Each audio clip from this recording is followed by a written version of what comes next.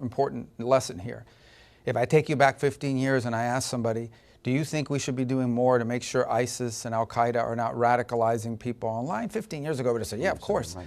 But look what that turned into. Right.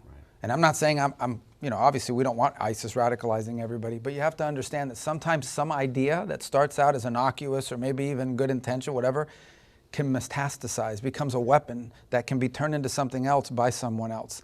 That's a valuable lesson here. And everything we do, you have to understand that when you create something, what you created and what it turns into are not necessarily the same thing, especially when the people in charge change. Right.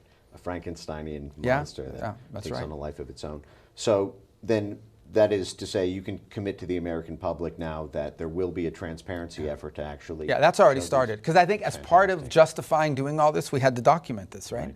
So now I think there's more in-depth, and we'll create a process for people that sort of point. We already know some of the higher profile ones, but there are more than the higher profile ones, right? There are a lot of other, including everyday individual American citizens who suddenly were labeled. And I think this is going to require some cross-jurisdictional work because some of it's going to require us to go back and prove, okay, somebody got deplatformed in 2021, right?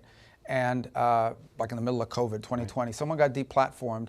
And tracking, we can prove that. People can show, hey, I got deplatformed by the old Facebook or by the old Twitter or whatever.